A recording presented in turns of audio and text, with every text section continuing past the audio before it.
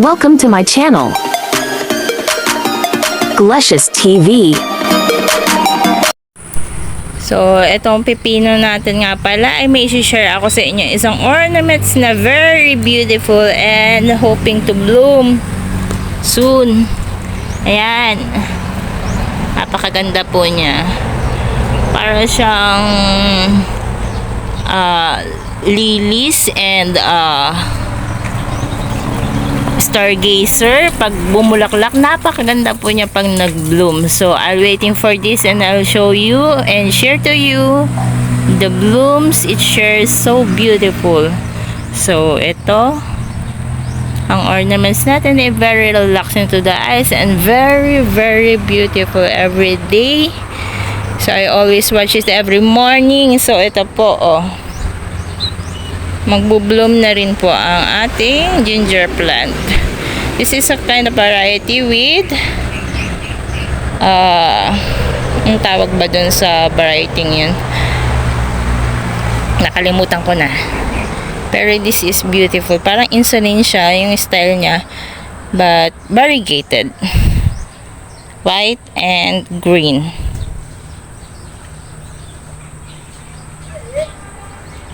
Magbo-bloom na rin po ang kanyang flower and very beautiful. Wow. Okay, let's take around and I'll show you this. Yan, may mga bago na naman po akong bell pepper and may mga buko na po uli siya pero sobrang lilinggit pa kasi bago lang. Ayan o.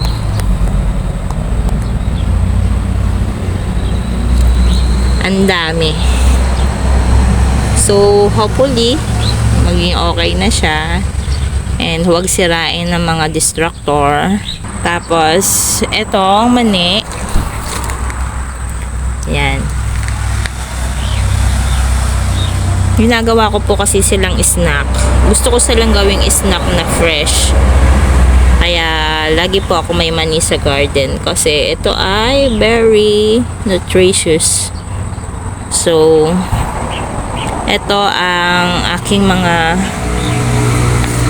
ayan saluyot. So tatalbosan ko po ito tomorrow or mamayang hapon para sa ating soup. Kasi ginagawa po nating soup yung mga nutritious leaves. Ayan. Kasi ito ay full of calcium.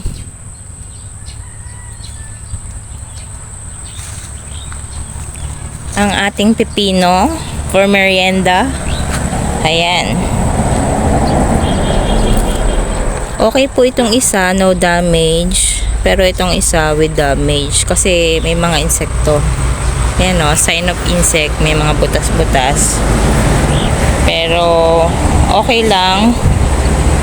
Dahil we practice organic. Kaya hindi po talaga maubos ang pesta dito. And I'll try na organic spray lang. So, yan o, napakarami. Pero ang kagandahan naman po sa ano is leaves lang yung tinitira niya. Kasi wala pa namang fruit. Kung may fruit man po eh di po protektahan natin from the insect. And ito pong bignay. Bignay tree. Ang ginagamit ko lang po dito is yung leaves for tsaa. Pero minsan nag-fruit na rin po siya. Kaso nga lang bago po siya fruit bearing na bignay is ang taas.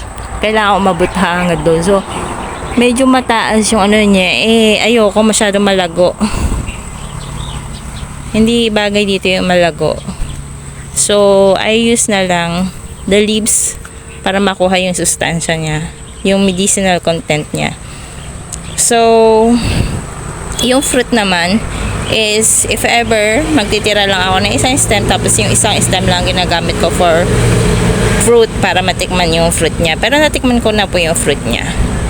Nga lang this time is hindi ko muna po siya palalagay in this area kasi may katabi po tayong pipino. So, mas mabilis yung lifespan nito. So, kailangan mauna ang paglago nito before that. So, ang gagawin natin to use this and ma-maximize natin yung space. So, tinanggalan ko siya ng mga ano dito, leaves. Nilinis ko yung leaves niya. Ito yung stem, branch. So, ang gagawin kasi natin dito is gagawin natin trellings. Trellings nitong pipino. Para mas matibay kaysa yung mga ganitong stem lang. Kasi, pag ganitong mga trellis lang, there's a possibility na may pagmalakas na hangin dito sa part na to. Kasi, daanan nito ng malakas na hangin. So, minsan, tumataob. So, para sigurado tayo na maging matibay siya, I always use nitong mga stem, branch ng tree as trellings. Ayan. So, mapapakanabangan ko rin naman kasi yan after yung bignay. Pag ito'y lumago na doon sa bignay, and then naglaps na yung halaman natin pipino, and then the next nun, pag naglaps na siya, lilinisin na natin yung pinaka-branch ng ng bignay na mga natuyuan. So, medyo, syempre, malago na siya, syempre, pag ganon. And then, magti-trimming ako bigla. Magpupruning ako nito. Para, bumalik ulit siya sa ganito, kaliit. So, gagawin natin ay magpupruning lagi tayo para ma-maximize natin yung space at hindi maagaw ng sunlight. Kasi kailangan rin natin ng magandang pasok ng sunlight kasi may mga vegetables tayo dito. So, hindi pwede yung malalago kasi may mga vegetable na nangangailangan din ng sunlight. And ito na po yung may nakikita ko medyo buko doon. Ayan.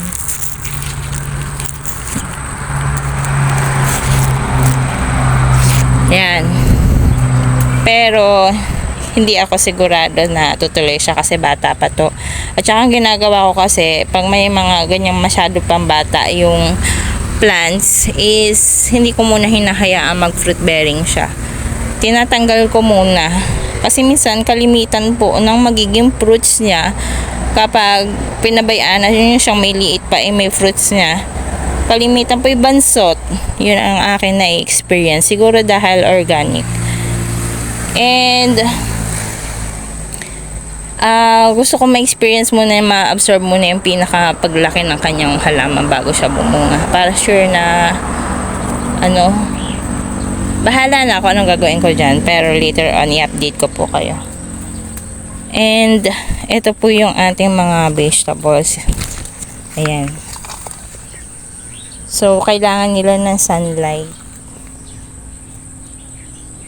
Yung mga talong. Kaya, yung iba dito, tinitrim ko katulad nito, insulin. After flowering po nito, kukuhanin ko lang yung flower niya for salad. And then, after makuha ko yung flower niya per salad, ay pinupurun ko na po ito hanggang dun sa pinakailalim. Para yung area ay hindi masyadong masukal and hindi matakuban yung iba pang mga plants. Kasi na lililuman. Ang ganito pa namang mga plants, yan. Eggplant po yan. Yung ganyan mga plants, kailangan yan lagi ng sunlight. Yan, yung mga okra. So, kaya itong mga nakalagay dito mga, ayan, kung makikita nyo yung mga saging, pinutol ko po siya para pumasok yung sunlight dito. Para maging healthy yung ating mga vegetables. So, papatayin natin lahat ng mga banana dito. At ang ititira lang ay yung naandito. Ayan. Para maka-absorb po ng sunlight ito yung mga naandito. And the reason also ay para pag nagkaroon ng mga dito, palay, ang hirap magtiba. So, para madali, tanggalin na lang yung mga banana dito. Kasi nakakabili naman tayo ng murang banana sa ating suki na nanggagaling sa banana chip. Ang ginagawa palang banana chip. Yan, this is sambong tsaa for my morning drinks.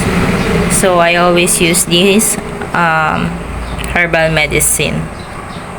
And I have planted it on the backyard. Thank you for watching. Hope you subscribe to my channel, Glecious TV, and click the like button